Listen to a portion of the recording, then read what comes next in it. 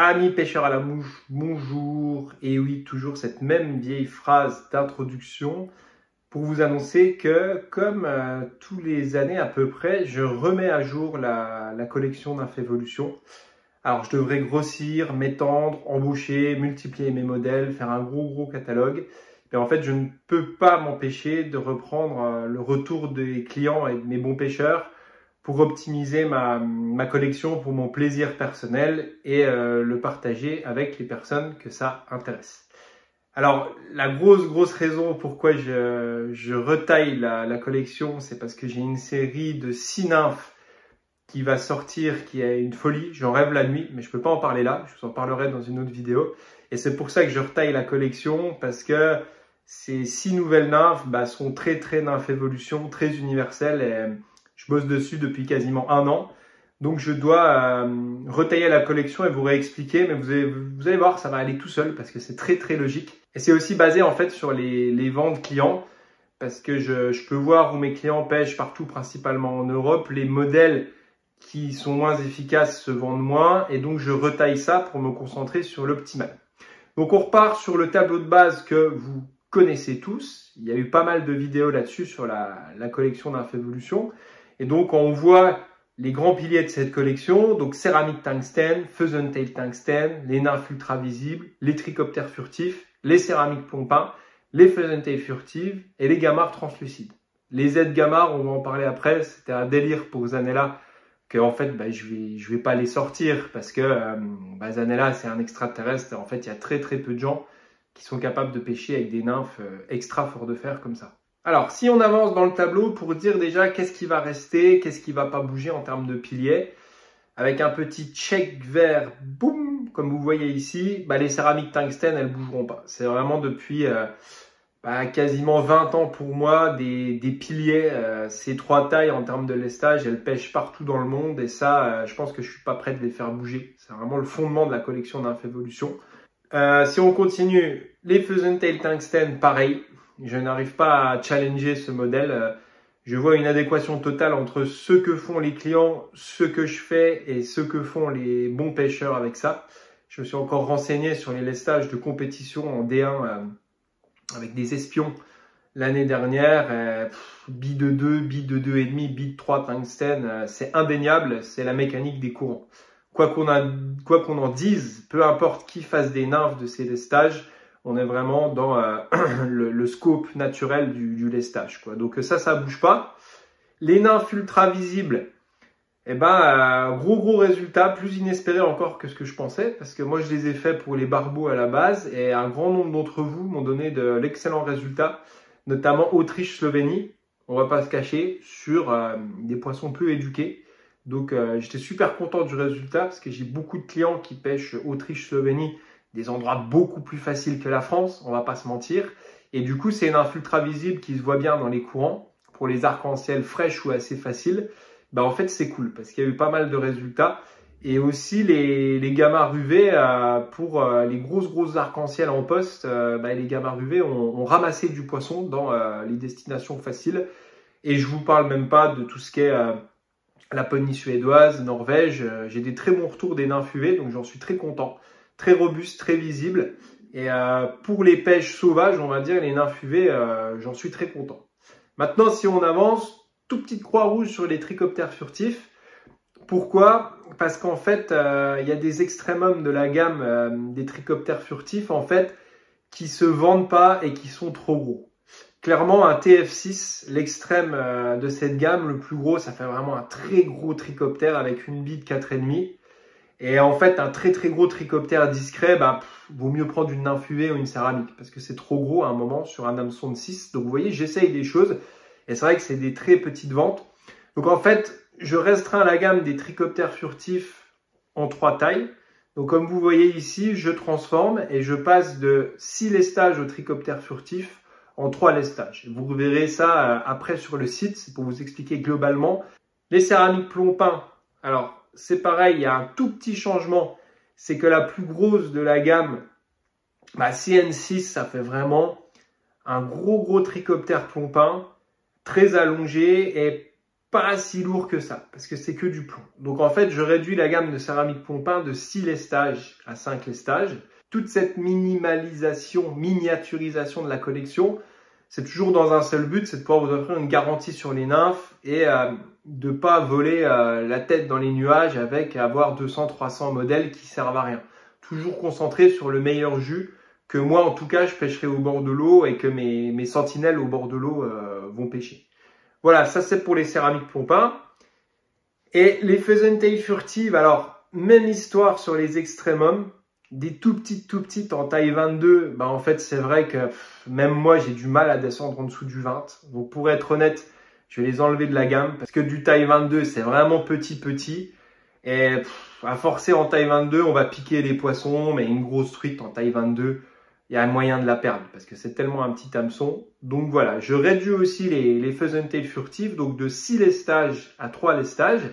Et ça va en faire toujours en 3 tailles, parce qu'il n'y a pas vraiment d'histoire de lestage sur les Pheasant-tail furtives, parce que c'est très léger. N'oubliez pas que son meilleur rôle, il est en sauteuse en train de danser, une Pheasant-tail furtive.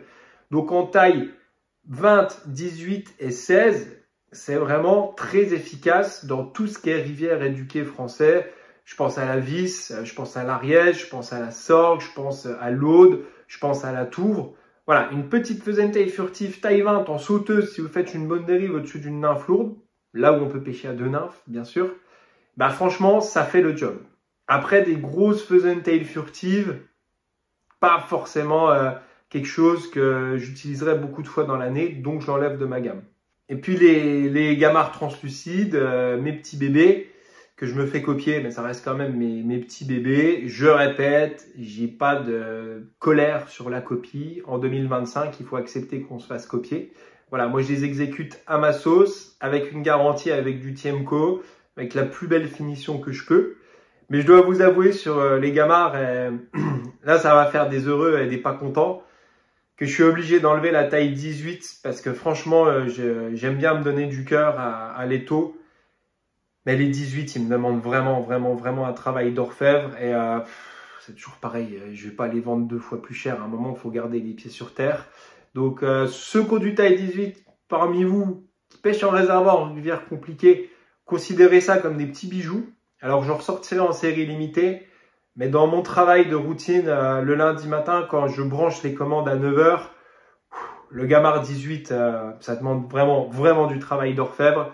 Et je préfère pas mentir, l'enlever de la gamme plutôt que de faire du taf à la va-vite. Et je vous jure que les nouveaux taille 16 affinés, parce que j'ai aussi affiné, ils sont plus plats, mes nouveaux gamards. Je vous garantis que les nouveaux taille 16, voilà, le taille 16 en caramel, en olive, en sableux, il envoie le bousin. Donc voilà, j'enlève le 18. Alors toujours pareil, vous devez vous dire, mais ce garçon quand même est très bizarre parce que il veut pas embaucher, il veut pas développer, il veut pas vendre à l'étranger. Et en fait, comme je veux pas être un donneur d'ordre, bah j'ai besoin en fait d'être solitaire à mon atelier avec une bonne musique ou voire même des fois, je vous le cache pas, je me mets un bruit de rivière à l'atelier. Mais j'arrive pas à travailler avec de l'humain. Voilà, les relations humaines pour moi au travail c'est très compliqué. Je dois être dans un travail immersif. Donc je préfère garder toujours à ma petite échelle.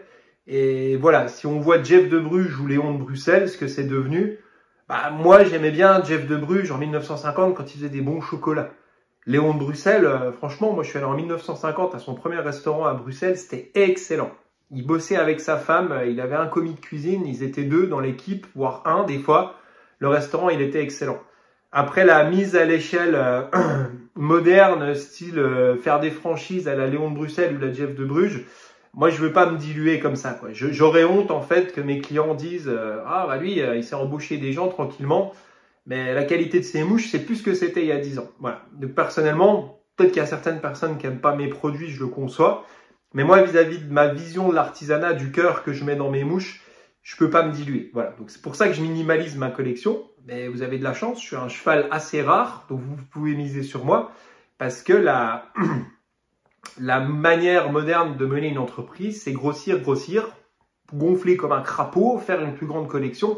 Croyez-moi que j'ai des ouvertures en Angleterre, aux États-Unis, avec tous ces gamards, tous ces modèles.